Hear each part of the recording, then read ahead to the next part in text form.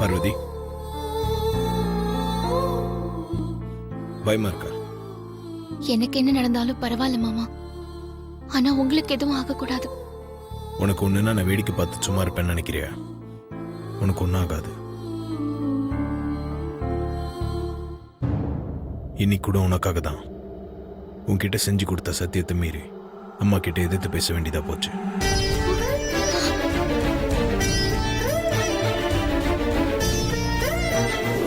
இனிமே அம்மா என்ன திட்டினாலும் அடிச்சாலும் அம்மா மனசு சங்கடப்படுற மாதிரி நீங்க அவங்களை எதிர்த்து பேச மாட்டீங்கன்னு எனக்கு சத்தியம் பண்ணி கொடுங்க.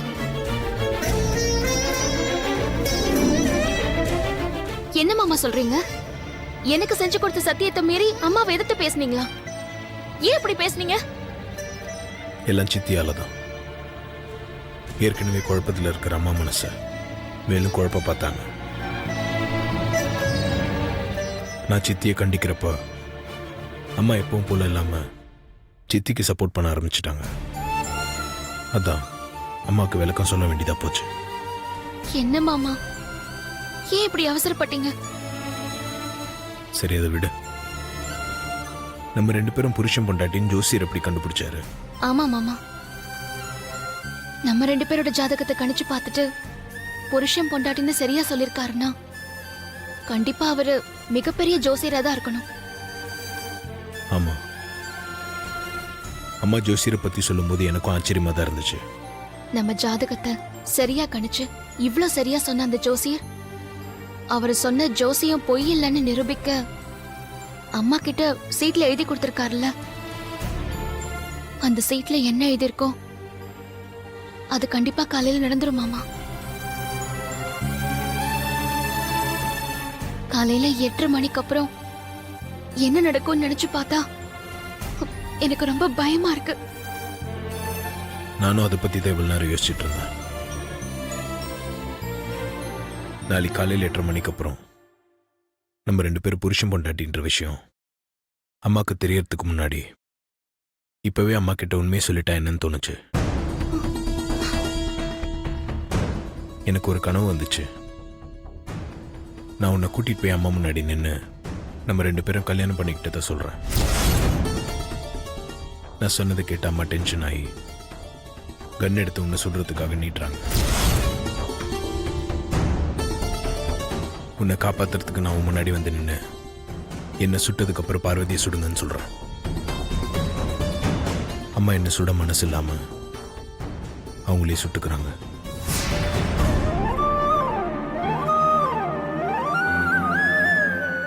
கண்டிப்பா இதான் நடக்கும் மாமா. அதனால்தான் நான் என்ன பண்ணணும்னு தெரியாம வேதனையில தவிச்சிட்டு இருக்கேன். நடக்க இருக்கிற ஆபத்துல இருந்து தப்பிக்கிறதுக்கு ஒரே ஒரு வழிதான் இருக்கு பார்வதி. என்ன வழி மாமா, சொல்லுங்க. எனக்கு என்ன ஆனாலும் பரவாயில்ல, ஆனா என்னால அம்மாவுக்கு மட்டும் எதுவும் ஆயிடக்கூடாது. நீ பண்ற கடுமையான பிரார்த்தனை மாதிரி இதுவும் கொஞ்சம் கஷ்டமான விஷயம்தான். ஆனா இதை செஞ்ச மட்டும்தான் அம்மாவை காப்பாற்ற முடியும். அம்மாவையும் காப்பாற்ற முடியும்னா அதுக்காக என் உயிரை கூட நான் சந்தோஷமா கொடுப்பேன் மாமா. என்ன செய்யணும் அதை மட்டும் சொல்லுங்க, நான் கண்டிப்பா செய்யறேன் மாமா.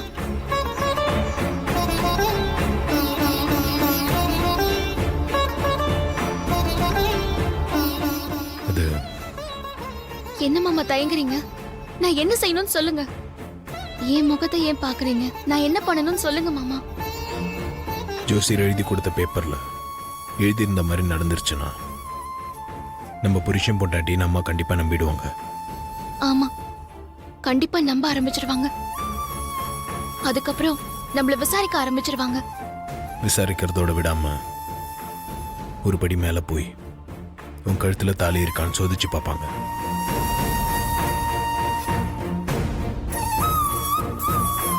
உன் கழுத்துல இருக்க தாலி அம்மா கண்ணில் பட்டுச்சுன்னா அதுக்கப்புறம் நடக்கிறது யாராலையும் தடுக்க முடியாது. ஜோசியர் சொன்னது போய் நம்ம புருஷன் பொண்டாட்டி கிடையாதுன்னு அம்மாவை ஓரளவுக்கு நம்ப வைக்கணும்னா காலையில் உன் கழுத்துல தாலி இருக்கக்கூடாது.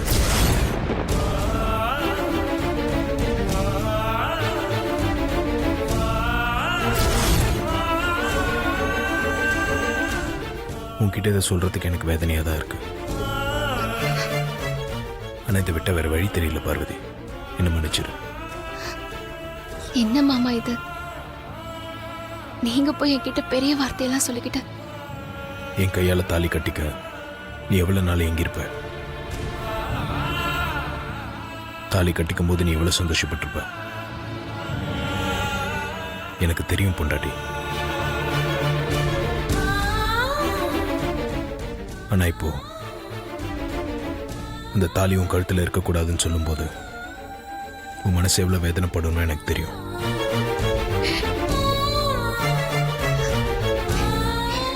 நான் சொன்னதை யோசிச்சு பாரு. நாளைக்கு நிலைமையை சமாளிக்க இதை விட்ட வேற வழி தெரியல.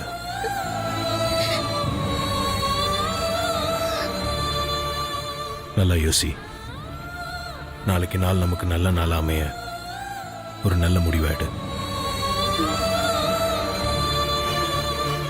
வரேன்.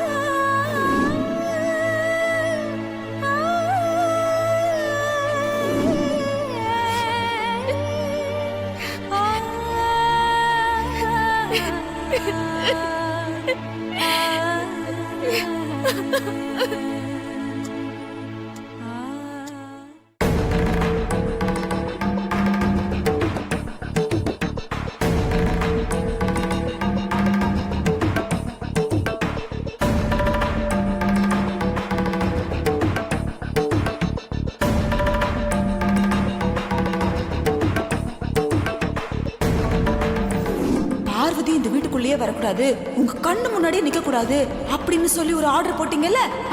ஆனா ஆதி பார்வதி இந்த வீட்டுக்கு வரணும்னு சொல்லி அவளுக்காக வக்காலத்து வாங்கி மறுபடியும் அவளை வீட்டுக்குள்ள கூட்டிட்டு வந்தா.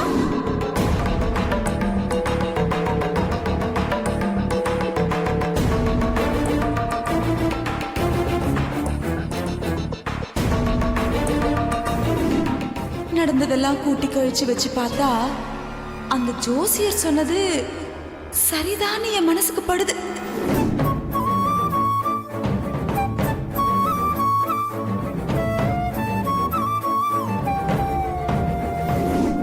இந்த 2 ஜாதகமும் புருஷன் பொண்டாட்டி ஜாதகம் தான் நான் உறுதியா சொல்றேன்.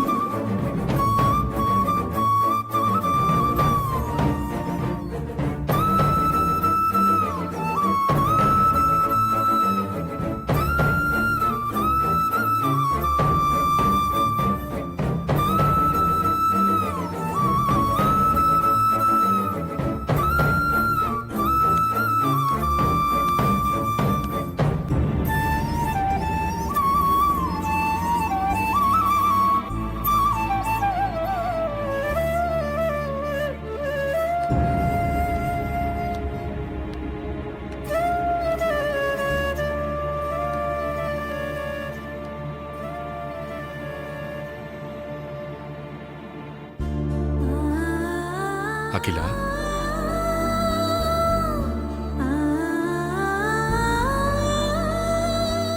உன்னை இப்படி பார்க்கிறதுக்கு ரொம்ப கஷ்டமா இருக்கு. ஜோசியர் சொன்ன டைம் வர வரைக்கும் நீ இப்படி பசி தூக்கத்தை மறந்து டென்ஷனா இருக்கிறதால எதுவுமே மாற போறதில்ல. பால் கூட சாப்பிட மாட்டேன்னு சொல்லிட்ட. கொஞ்ச நேரம் படுத்து நல்லா தூங்கு. என்னங்க சொல்றீங்க? நான் இங்க நெருப்பு மேல நின்னுட்டு இருக்கேன். என்னால எப்படி தூங்க முடியும்? எனக்கு எப்படி தூக்கம் வரும்? உனக்கு நான் அதிகமா சொல்ல வேண்டியதில்ல அகிலா. ஏன்னா நீ எவ்வளவு பிரச்சனைகளை சந்திச்சிருக்க, அதையெல்லாம் எவ்வளவு ஈஸியா ஹேண்டில் பண்ணிருக்கன்னு பக்கத்துல இருந்து பார்த்தவனா. ஜோசியர் சொன்னது உண்மையா பொய்யான்னு நமக்கு காலையில தான் தெரிய வரும். அதுக்கு முன்னாடி இதை இவ்வளவு பெரிய இஷ்யூ ஆக்கணுமா? பிசினஸ் விஷயமா இருந்தா நான் இதை இவ்ளோ பெரிய இஷ்யூ ஆக்கியிருக்க மாட்டேன். எத்தனை கோடியா இருந்தாலும் ரிஸ்க் எடுத்து தான் பாப்பேன். ஏன்னா இந்த தடவை விட்டா அடுத்த தடவை புடிச்சிருவேங்கிற நம்பிக்கை எனக்கு இருக்கு. ஆனா இது அப்படி இல்லைங்க. இது நம்ம மகனோட வாழ்க்கை பிரச்சனை மட்டும் இல்லைங்க. ஆதி கடவுர் பரம்பரையோட கௌரவ சம்பந்தப்பட்ட பிரச்சனை. இதை இப்ப விட்டுட்டா அப்புறம் பிடிக்கவே முடியாது. நான் ஏற்கனவே சொன்ன மாதிரி ஜோசியர் சொன்ன டைம் வரைக்கும் எனக்கு பசி தூக்கம் எதுவுமே கிடையாது. நீங்க போய் படுங்க.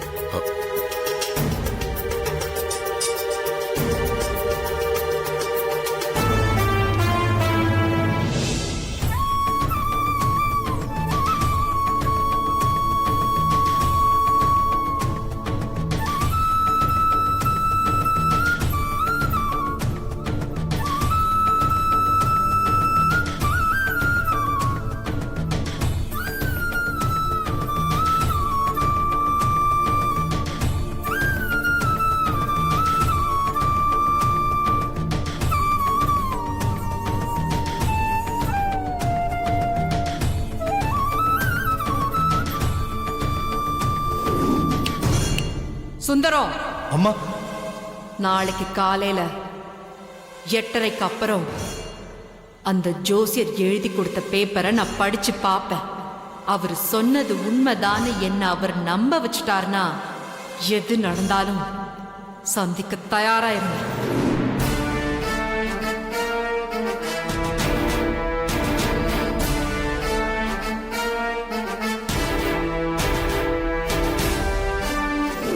பெரியவும் கழுத்துல தாலி கட்டினதோடு இல்லாம ரிஜிஸ்டர் கல்யாணமும் பண்ணிக்க முடிவு பண்றதை நினைக்கும் போது என்னைக்கும் பெரியா உன்னை கைவிட மாட்டார்னு எனக்கு ஒரு நம்பிக்கை வந்துருச்சுக்கா.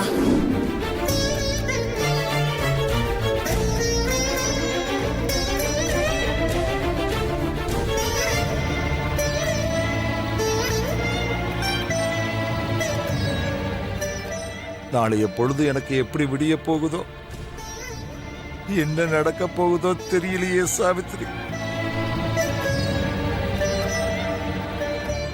நம்ம பொண்ணுக்கு மாப்பிள்ளை பாக்குறேன்னு சொல்லி அம்மா பார்வதியோட ஜாதகத்தை வாங்கிட்டு போனாங்க. நம்ம பொண்ணுக்கு நல்ல நேரம் வந்துடுச்சுன்னு நினைச்சு சந்தோஷப்பட்ட சாவித்திரி.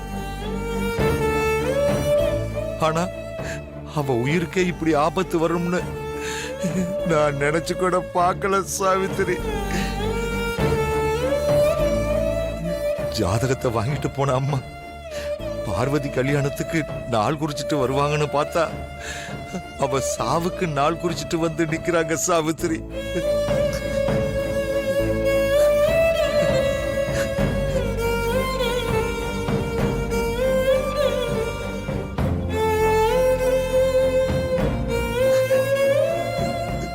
அப்பா அழாதீங்கப்பா. நீங்க பயப்படுற மாதிரிலாம் எதுவும் நடக்காது. தைரியமா இருங்க. ஜோசிய ஆன்மீகத்துல எல்லாம் அம்மாவுக்கு அசைக்க முடியாத நம்பிக்கை உண்டம்மா. அந்த விஷயத்துல அம்மாவோட மனசை மாத்த யாராலையும் முடியாதும்மா. நாளைக்கு ஜோசியர் சொன்னது மட்டும் சொன்ன டைமுக்கு நடந்துடுச்சுன்னா அப்புறம் உன்னை யாராலையும் காப்பாற்ற முடியாதும்மா. உன்னை அந்த கிராமத்திலேயே விட்டுட்டு வந்திருக்கலாம். உன்னை எதுக்காக இங்க கூட்டிட்டு வந்தேன்னு எனக்கு ரொம்ப வேதனையா இருக்கு பார்வதி. எங்க நாளைக்கு உன்னை இழந்துடுவோன்னு நினைச்சு எனக்கு ரொம்ப பயமா இருக்கு பார்வதி. எங்களுக்கு தைரியம் சொல்ல வேண்டிய நீங்களே இப்படி கண்ணீர் விட்டா நாங்க என்னப்பா பண்றது? நம்ம மனசால யாருக்குமே எந்த கெடுதலுமே நினைச்சதில்ல. அதனால நமக்கு நல்லதுதான் நடக்கும். நீங்க தைரியமா இருங்கப்பா.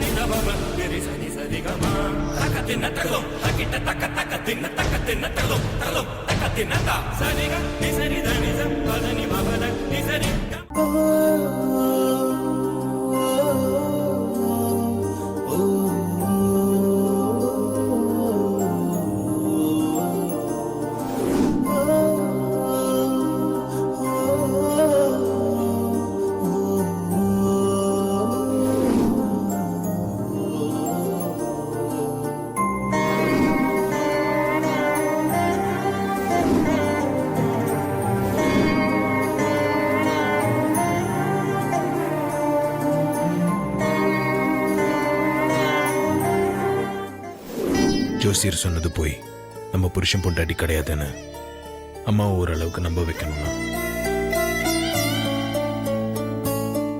காலையில உன் கழுத்துல தாலி இருக்கக்கூடாது.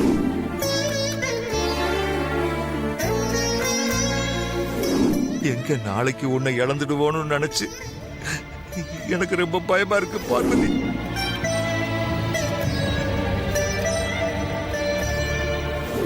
அம்மாவையும் காப்பாத்த முடியும்னா அதுக்காக என் உயிரை கூட நான் சந்தோஷமா கொடுப்பேன் மாமா.